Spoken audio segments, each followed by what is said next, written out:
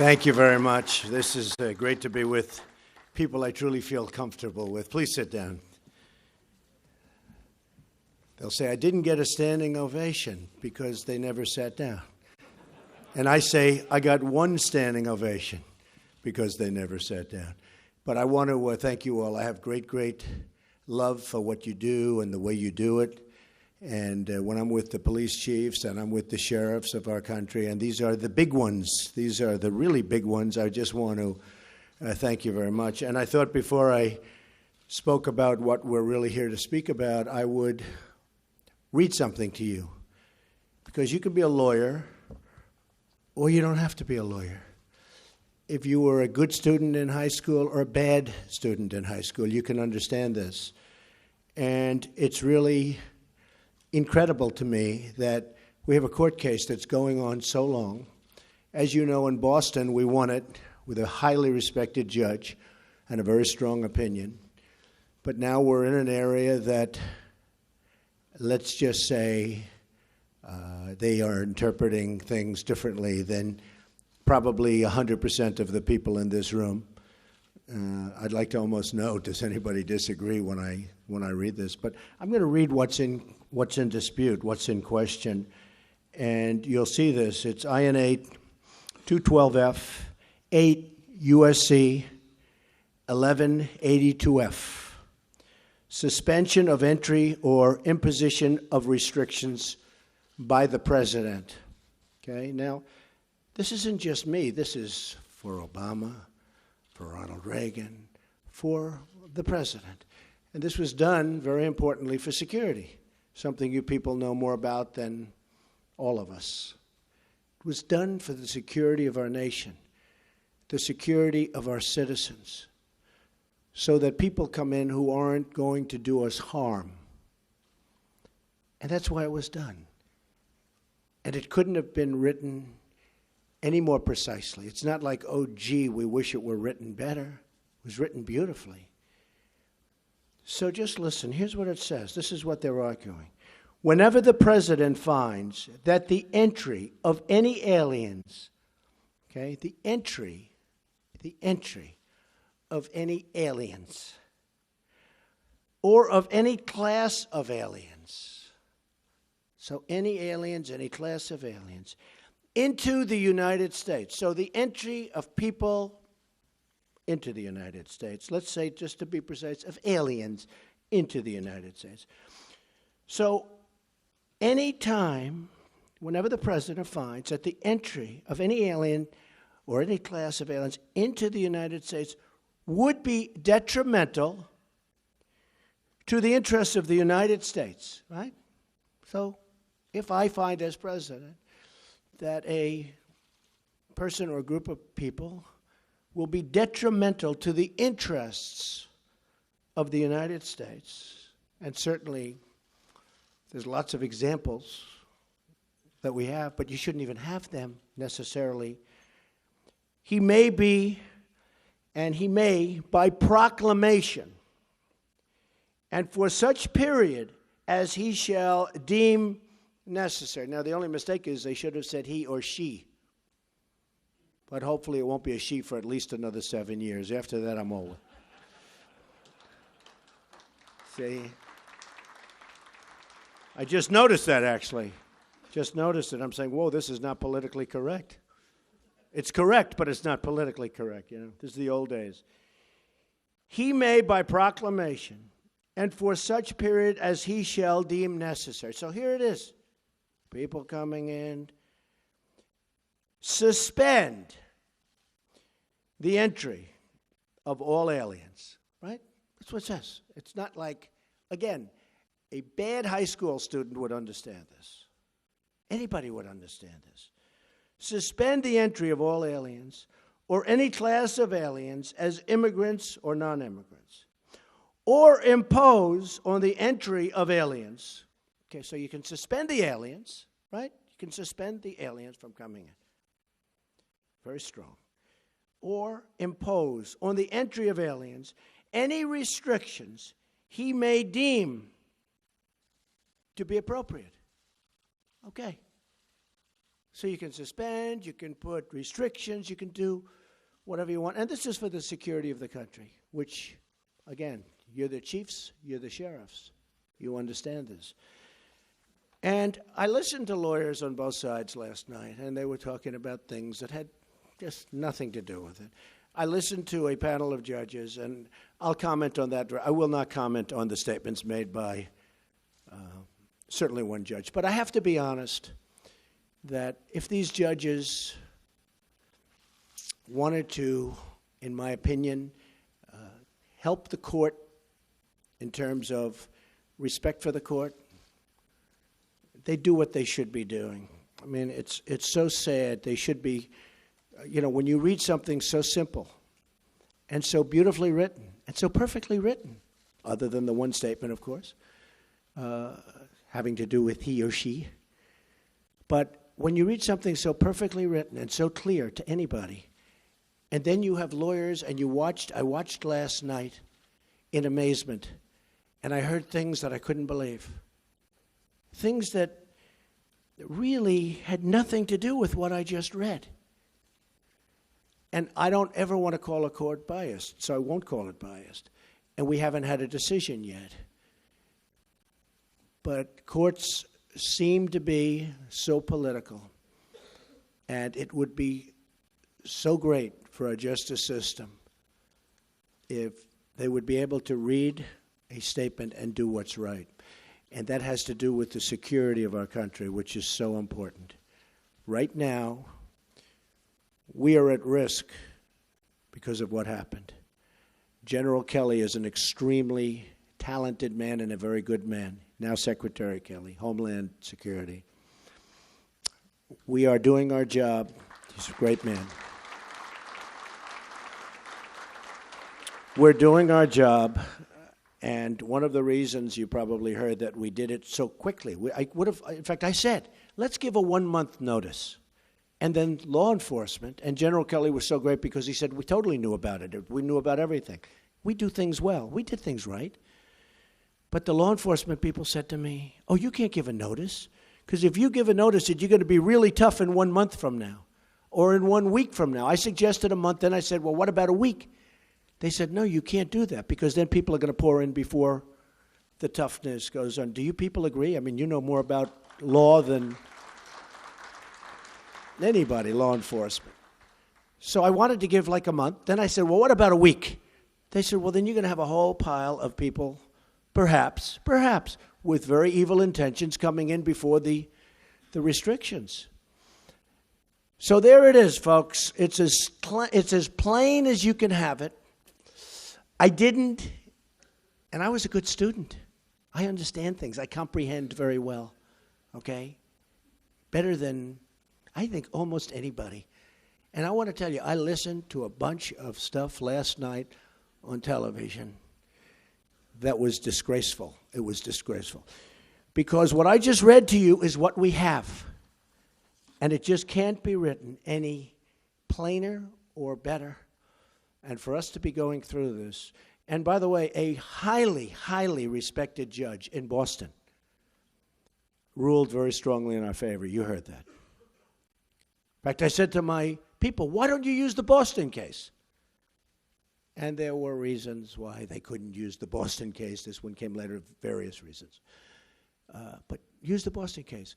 And I won't read that, but there were statements made by that judge who, again, highly respected, that were right on. They were perfect. They were perfect.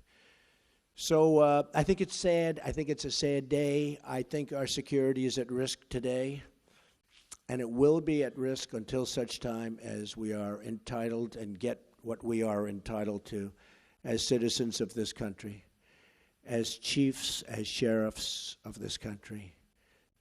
We want security. One of the reasons I was elected was because of law and order and security. That's one of the reasons I was elected. Also, jobs and lots of other things. But I think one of the strongest reasons is security. And they're taking away our weapons one by one. That's what they're doing. And you know it, and I know it, and you people have been very unhappy for a long period of time. And I can read the polls maybe better than anybody, because it seems that I understood the polls a lot better than many of the pollsters understood the polls, assuming they were honest polls, which I think probably many of them weren't. I really believe that. But we need security in our country. We have to allow you folks to do your job. You're great people, great men and women. And we have to allow you to do your jobs. And we have to give you the weapons that you need. And this is a weapon that you need. And they're trying to take it away from you, maybe because of politics or maybe because of political views. We can't let that happen. So, with that, let's get on to business, right? It's really something. Thank you.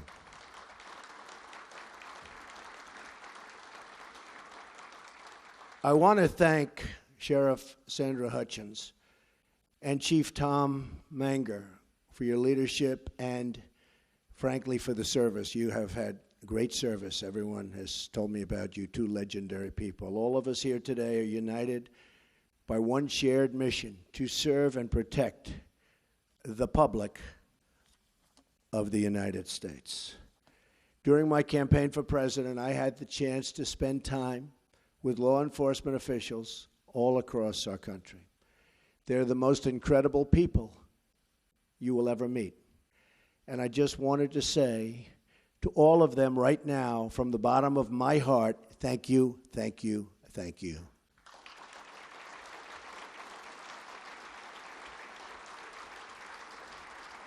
Thank you. There are many actions we in the federal government can take to help improve safety in your communities. But I believe that community safety begins with moral leadership. Our police officers, sheriffs, and deputies risk their lives every day, and they're entitled to an administration that has their back.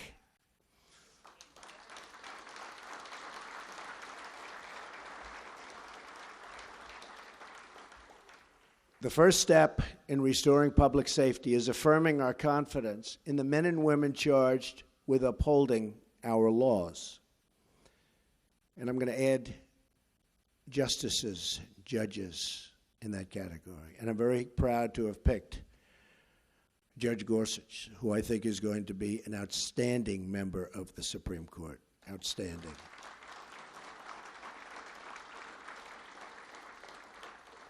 So I'd like to begin my remarks with a declaration issued to all of you and delivered to every member of the law enforcement community all across the United States.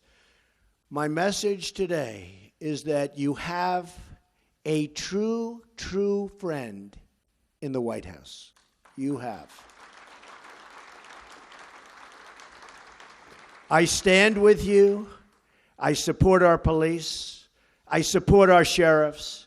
And we support the men and women of law enforcement.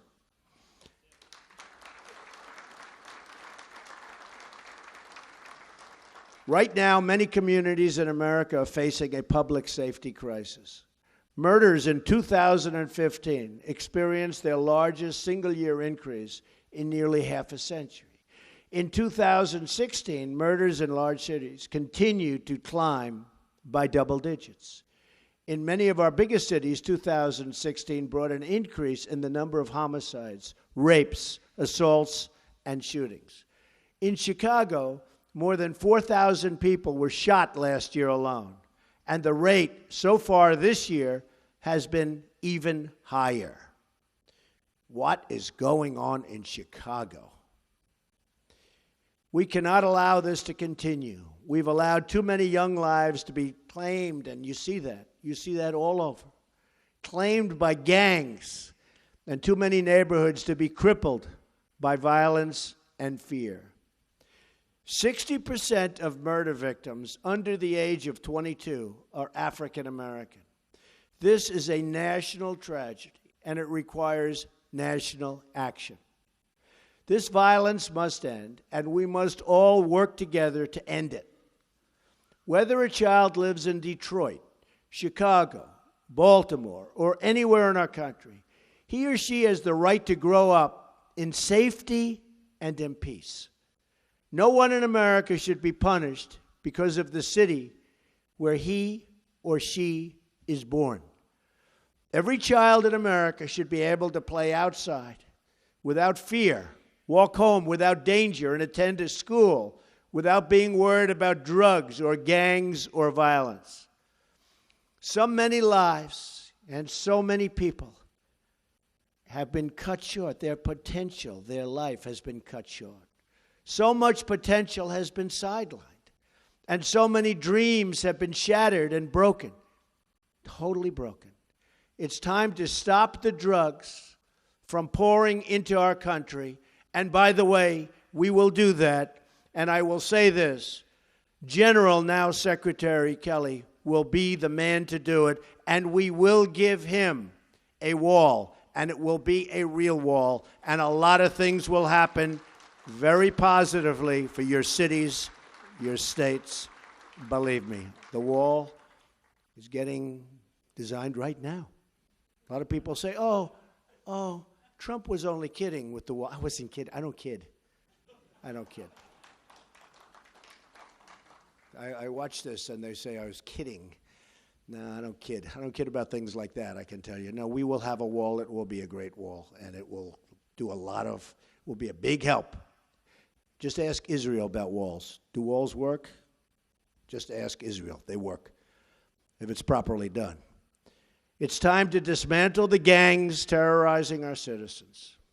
And it's time to ensure that every young American can be raised in an environment of decency, dignity, love, and support. You have asked for the resources, tools, and support you need to get the job done. We will do whatever we can to help you meet those demands. That includes a zero-tolerance policy for acts of violence against law enforcement. We all see what happens. We all see what happens and what's been happening to you. It's not fair. We must protect those who protect us. The number of officers shot and killed in the line of duty last year increased by 56% from the year before. Last year in Dallas, police officers were targeted for execution. Think of this. Who ever heard of this? They were targeted for execution. 12 were shot and 5 were killed. These heroic officers died as they lived, protecting the innocent, rushing into danger, risking their lives for people they did not even know, but for people that they were determined to save. Hats off to you people. These slain officers are an eternal monument to all of the men and women who protect our streets and serve our public. We will not forget them, and we will not forget all of the others who made that final sacrifice in the line of duty. God has blessed our nation to put these heroes among us. Those who serve in law enforcement work long hours. You work long hours. I know so many sheriffs, so many chiefs, so many police. You work long hours and dangerous hours oftentimes, in difficult conditions, and for not that much pay relative to what you're doing. They do it because they care. We must work with them, not against them. They're working against you. For many years, they've been working against you. We must support them, not undermine them. And instead of division and disunity, and which is so much disunity, we must build bridges of partnership and of trust. Those who demonize law enforcement or who use the actions of a few to discredit the service of many are hurting the very people they say that they want to help. When policing is reduced, crime is increased, and our poorest citizens suffer the most. And I see it all the time. When the number of police goes down, crime goes up. To build needed trust between law enforcement and the communities they serve, it is not enough for us to merely talk to each other. We must listen to each other. All of us share the view that those in uniform must be held to the highest possible standard of conduct. So important. You are the role models to young Americans all across this country, many of whom want to go into law enforcement, many of whom want to be a sheriff or a police chief, many of whom. They have great respect for you, tremendous respect. You don't even realize it, but I will tell you, they have great respect and admiration for the people in this room and the people that you represent. And don't let anyone ever tell you different. Don't let the dishonest media try and convince you that it's different than that, because it's not.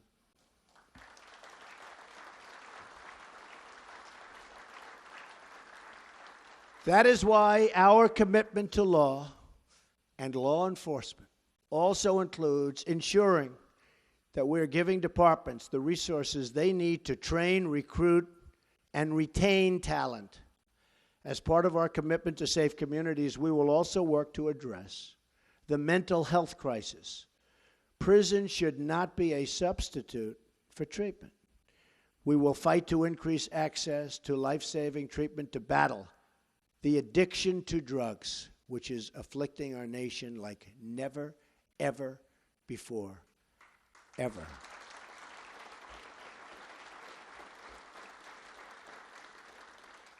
I've been here 2 weeks. I've met a lot of law enforcement officials. Yesterday, brought them into the Oval Office. I asked a group, what impact do drugs have in terms of a percentage on crime?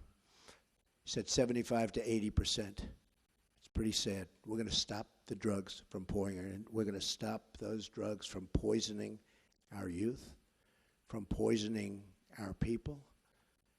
We're going to be ruthless in that fight. We have no choice. And we're going to take that fight to the drug cartels and work to liberate our communities from their terrible grip of violence. You have the power and knowledge to tell General Kelly, now Secretary Kelly, who the illegal immigrant gang members are. Now, you have that power because you know them. You're there. You're local. You know the illegals. You know them by their first name. You know them by their nicknames. You have that power. The federal government can never be that precise, but you're in the neighborhoods. You know the bad ones. You know the good ones. I want you to turn in the bad ones. Call Secretary Kelly's representatives, and we'll get them out of our country and bring them back where they came from, and we'll do it fast. You have to call up the federal government, Homeland Security, because so much of the problems, you look at Chicago and you look at other places, so many of the problems are caused by gang members, many of whom are not even legally in our country. And we will work with you on the front lines to keep America safe from terrorism, which is what I began this with. Terrorism, a tremendous threat, far greater than people in our country understand. Believe me, I've learned a lot in the last 2 weeks, and terrorism is a far greater threat than the people of our country understand. But we're going to take care of it. We're going to win. We're going to take care of it, folks. Let today be the beginning of a great national partnership. Let today serve as a great call to action. And let this moment represent a new beginning in relations between law enforcement and our communities. I want you to know the American public totally stands with you. I want you to know the American people support you. I want you to know how proud we are, truly proud to know you. We applaud your efforts. We thank you for your service. And we promise that you will always find an open door at the White House, an open invitation to our great cops and sheriffs nationwide. They're great people. You are great people. Thank you. God bless you, and God bless America. Thank you very much. Thank you. Thank you.